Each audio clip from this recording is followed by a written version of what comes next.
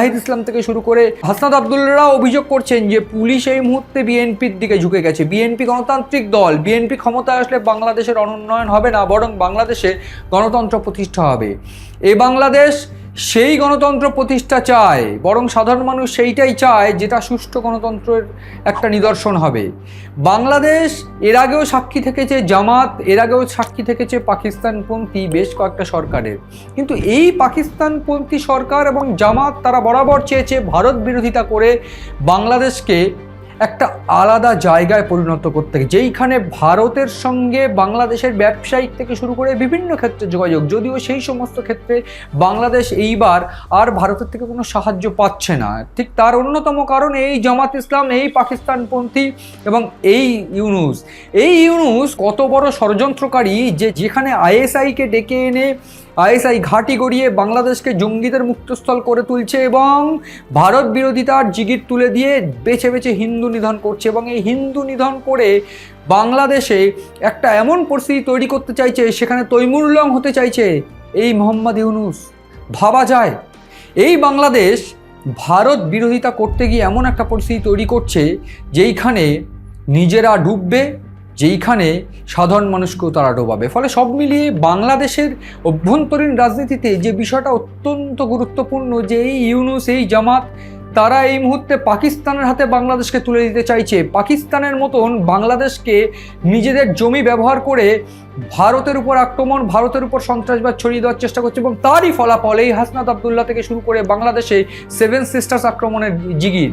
আমরা বলে রাখতে চাইবো যে বিএনপির আমলে বা বলা ভালো খালেদা জিয়ার আমলেও ঠিক সেই সময়ে এই সেভেন সিস্টার্সের দিকে তাকিয়েছিল কিছু বিচ্ছিন্নতাবাদী সংগঠন, আলফা সংগঠনেরা।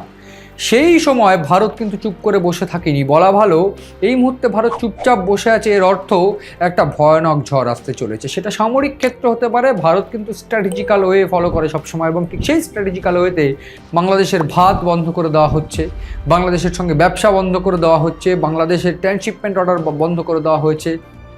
সব মিলিয়ে বাংলাদেশকে কিন্তু হাতে ভাতে পাতে সব জায়গায় মারা হচ্ছে, সেটা হবেও। এবং সেই ক্ষেত্রে সেই সঙ্গে যদি এইবার সেভেন সিস্টার্সের দিকে আঙুল, সেভেন সিস্টার্সের দিকে কুনজর দেওয়ার জন্য যদি একটা গুরুত্বপূর্ণ সামরিক পদক্ষেপ নেয় ভারত, তাহলে আর কিছুই করার থাকবে না। যেমনটা অপারেশন সিঁদুরে ঘটেছিল পেহেলগাঁও হামলার প্রতিশোধ হিসাবে, এই সেভেন সিস্টার্সের দিকে আঙুল তুললে বা চোখ দিলে, কুনজর দিলে ভারত যে কোনোভাবে ছেড়ে দেবে না, সেইটা যেমন পরিষ্কার, ঠিক সেই রকমভাবে এটাও পরিষ্কার যে ভারত কিন্তু এই নর্থ ইস্টকে যেভাবে ঘিরে রেখেছে, যেভাবে প্রোটেকশন দিয়ে, যেভাবে সাপোর্ট দিয়ে রেখেছে, ঠিক তার পরিবর্তন হিসেবে এই তৈমুরলং যিনি হতে চাইছেন মোহাম্মদ ইউনুস, তার জেনে রাখা দরকার যতই পাকিস্তানকে ডেকে এনে এই সেভেন সিস্টার্সকে লোভ দেখাও, যতই চীনকে দিয়ে লোভ দেখাও, একেবারে কিন্তু সহজ হবে না বিষয়টা। ফলে সব মিলিয়ে হিটলারি শাসন করতে চাইছেন এই মোহাম্মদ ইউনুস, এক প্রকার হিন্দু নিধন করে।